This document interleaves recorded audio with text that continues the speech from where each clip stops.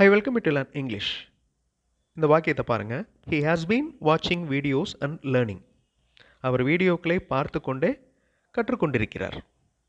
பார்த்து கொண்டே அப்படிங்கிறதுக்கு வாட்சிங், கற்றுக்கொண்டே இருக்கிறார் அப்படிங்கிறதுக்கு லேர்னிங். இந்த சென்டென்ஸ் ப்ரெசன்ட் பர்ஃபெக்ட் கண்டினியூஸ் டென்ஸில் இருக்குது. எந்த வாக்கியம் எந்த டென்ஸில் இருக்குது அப்படிங்கிறது உங்களுக்கு கண்டிப்பாக தெரிஞ்சிருக்கணும்.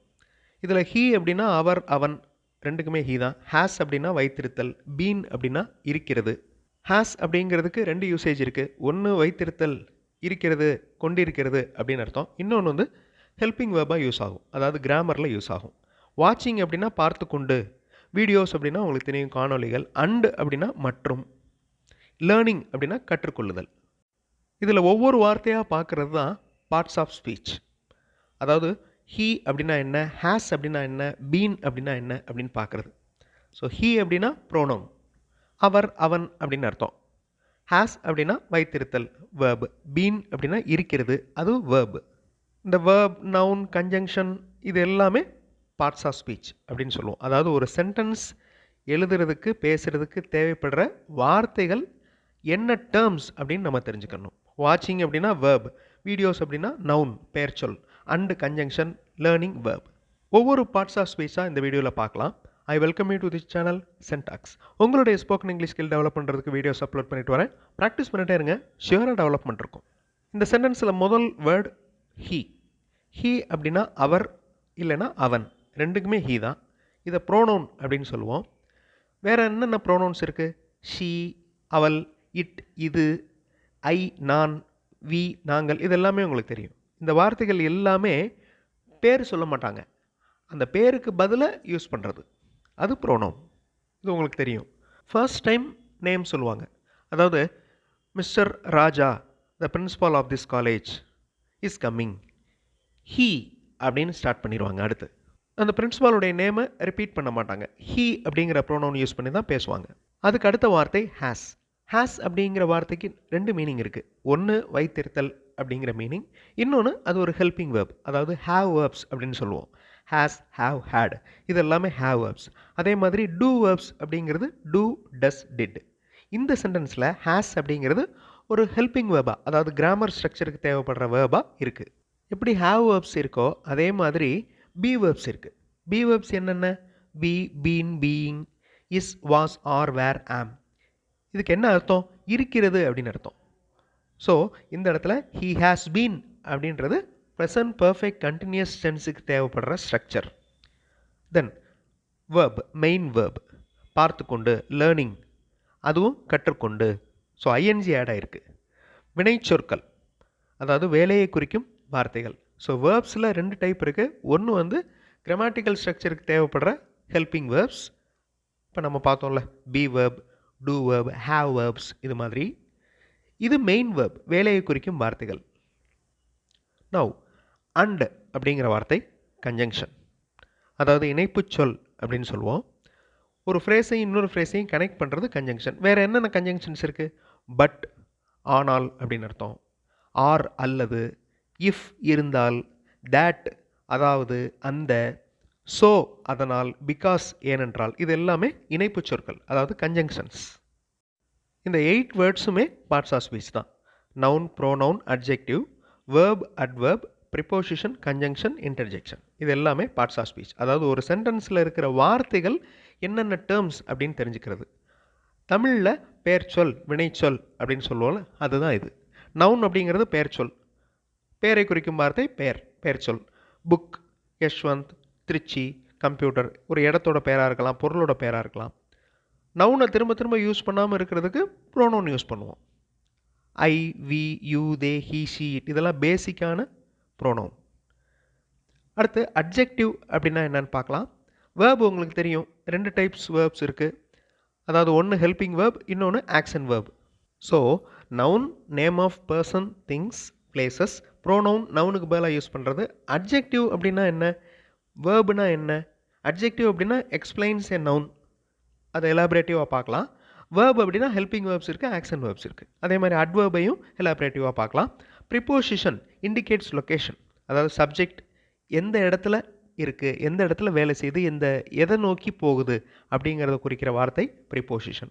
கன்ஜங்ஷன் அப்படிங்கிறது 2 ஃப்ரேசஸை சென்டென்சஸை ஜாயின் பண்ணுற வார்த்தை கன்ஜங்ஷன். இன்டர்ஜெக்ஷன், எக்ஸ்பிரஷன், இது எல்லாத்தையுமே எக்ஸாம்பிள்ஸோடு பார்த்தோம்னா உங்களுக்கு ஈஸியாக புரியும். அதுக்கு முன்னாடி இங்கிலீஷ் மாடல் சென்டென்சஸ் இருக்கிற வீடியோஸ் இன்னொரு சேனல் சென்டாக்ஸ் ப்ளஸில் அப்லோட் பண்ணியிருக்கேன். இங்கிலீஷ் மாடல் சென்டென்சஸ் பார்த்து உங்களுடைய ஓன் சென்டென்சஸ் ஃப்ரேம் பண்ணி ப்ராக்டிஸ் பண்ணலாம். அந்த சேனல் வீடியோஸும் பாருங்கள், கண்டிப்பாக உங்களுக்கு யூஸ்ஃபுல்லாக இருக்கும். அட்ஜெக்டிவ் எக்ஸ்பிளைன்ஸ் எ நவுன், அதாவது ஒரு நவுனை எக்ஸ்பிளைன் பண்ணுற வார்த்தை அட்ஜெக்டிவ். இப்போ பில்டிங் அப்படிங்கிறது கட்டடம், அது ஒரு நவுன், பெயர் சொல். அது எப்படிப்பட்ட கட்டிடம்? பெரிய கட்டிடம். அப்போ அந்த பிக் அப்படிங்கிற வார்த்தை அட்ஜெக்டிவ்.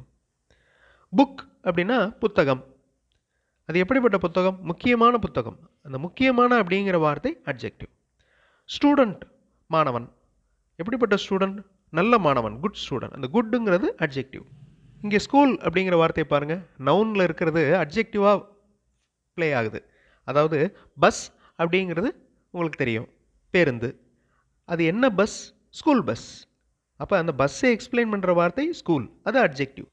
நவ் அட்வர்ப் எக்ஸ்பிளைன்ஸ் எ வேர்ப். எப்படி அட்ஜெக்டிவ் நவுனை எக்ஸ்பிளைன் பண்ணுதோ, அட்வர்ப் ஒரு வேர்பை எக்ஸ்பிளைன் பண்ணும், அதாவது ஒரு செயலை எக்ஸ்பிளைன் பண்ணும். சால்வ் ஈஸிலி, சால்வ் பண்ணு, ஈஸியாக சால்வ் பண்ணு. இந்த ஈஸிலி அப்படிங்கிற வார்த்தை அட்வர்ப்.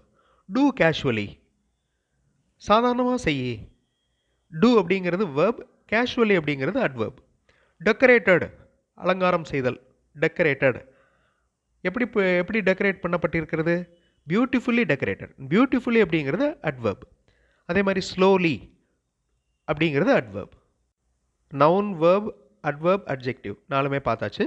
ப்ரிப்போசிஷன் பாருங்கள், ஒரு சப்ஜெக்டுடைய பிளேஸ், அது எந்த இடம் இருக்குது, எந்த இடத்துல இருக்குது அப்படிங்கிறத குறிக்குது.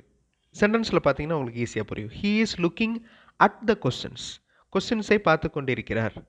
At preposition. We are standing on the roof, roof மேலே நாங்கள் நின்றுட்டுருக்கோம். ஆன் அப்படிங்கிற வார்த்தை preposition. He is a student of a government college. இந்த ஆஃப் அப்படின்னா உடைய அப்படின்னு அர்த்தம். ஸோ ஹீ இஸ், அந்த ஆஃப் அப்படிங்கிறது preposition. He is a student of a government college. Conjunction இணைப்பு சொற்கள் அப்படின்னு அர்த்தம். இப்போ மேலே இருக்கிற 3 வாக்கியங்களை பாருங்களேன். You are a good student, அது ஒரு வாக்கியம். யூ ஸ்டடி வெல், அது ஒரு வாக்கியம். You cannot get good marks. இதை அந்த இணைப்பு சொற்கள் யூஸ் பண்ணி கனெக்ட் பண்ணுற பாருங்க, ஒரே சென்டென்ஸாக மாத்திரம் பாருங்க. You are a good student, so you study well, or you cannot get good marks. So 3 சென்டென்சஸை ஒரே சென்டென்ஸாக மாற்றுறதுக்கு அந்த கன்ஜங்ஷன் தேவைப்படுது. இதில் என்னென்ன கன்ஜங்ஷன்ஸ் இருக்குது? So, or. இதே மாதிரி அண்ட் இருக்குது, பிகாஸ் இருக்குது, இஃப் இருக்குது. வார்த்தைகளில் அர்த்தம் இல்லாமல் வெறும் எக்ஸ்பிரஷன், அதாவது ஃபீலிங்ஸ் மட்டுமே இருக்கிறது இன்டர்ஜெக்ஷன்.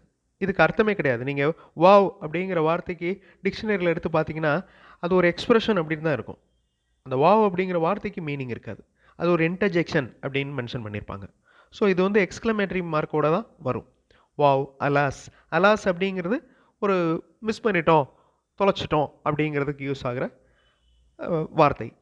இன்டர்ஜெக்ஷனோட முக்கியமான ரோல் எக்ஸ்க்ளமேட்டரி மார்க் இருக்கணும். அதே மாதிரி சென்டென்ஸில் ஆரம்பத்தில் மட்டும்தான் வரும், நடுவுலலாம் வராது, கடைசியும் வராது. ஸோ இந்த 8 பார்ட்ஸ் ஆஃப் ஸ்பீச், இதில் தான் ஒரு வாக்கியம் உருவாகுது. ஓகே, ஒரு வாக்கியத்தை இந்த பார்ட்ஸ் ஆஃப் ஸ்பீச் வச்சு நம்ம ஃப்ரேம் பண்ணிட்டோம். ஹீ ஹாஸ் பீன் வாட்சிங் வீடியோஸ் அண்ட் லேர்னிங். இந்த வார்த்தைகளை இடம் மாற்றலாமா? இடம் மாற்றினீங்கன்னா மீனிங்லெஸ் ஆயிரும். ஆனால் தமிழில் மாற்ற முடியும். அவர் வீடியோக்களை பார்த்து கொண்டே கற்றுக்கொண்டிருக்கிறார். வீடியோக்களை பார்த்து கொண்டே கற்றுக்கொண்டிருக்கிறார் அவர். இதுதான் தமிழ் மொழியோடைய ஸ்பெஷாலிட்டி. நீங்கள் எப்படி வேணாலும் சேஞ்ச் பண்ணினாலும் கரெக்டாக நம்மளால் அர்த்தத்தை புரிஞ்சுக்கிற முடியும். பட் இங்கிலீஷில் நீங்கள் சேஞ்ச் பண்ணிங்கன்னா மீனிங்லெஸ் சென்டென்சஸாக போயிடும். ஸோ இதில் இருக்கிற எல்லா சென்டென்சஸுமே மீனிங்லெஸ் சென்டென்சஸ். ஏன் அப்படின்னா ஒரு பேட்டர்னை நம்ம ஃபாலோ பண்ணுறோம். ஓகே, அது என்ன பேட்டர்ன்? அது எஸ்விஓ, எஸ்விஏ, இந்த மாதிரியான பேட்டர்ன்.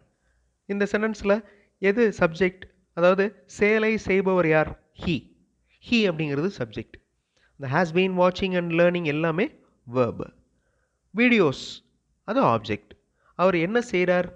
கவனிக்கிறார். எதை கவனிக்கிறார்?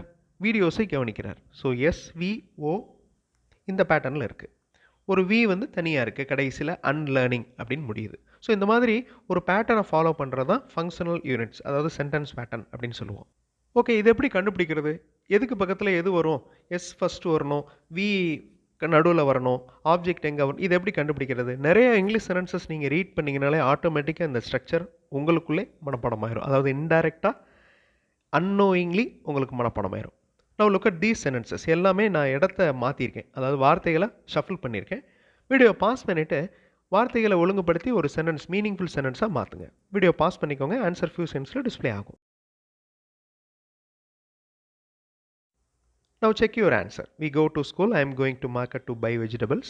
The school bus is waiting for me. Everyone celebrates the Pongal festival happily. இது மாதிரி sentence pattern, parts of speech ரெண்டுமே ரொம்ப அடிப்படையான இங்கிலீஷ் கிராமர். நிறைய வீடியோஸ் இதுக்கு ரிலேட்டடாக இந்த சேனலில் பப்ளிஷ் பண்ணியிருக்கேன். அந்த வீடியோஸையும் பாருங்கள். அடுத்த வீடியோவில் இன்னொரு இன்ட்ரெஸ்டிங்கான கிராமர் எக்ஸசைஸ், இன்ட்ரெஸ்டிங்கான கிராமர் எக்ஸ்ப்ளனேஷனோட பார்க்கலாம். தேங்க்ஸ் ஃபார் வாட்சிங் and thanks for your valuable comments.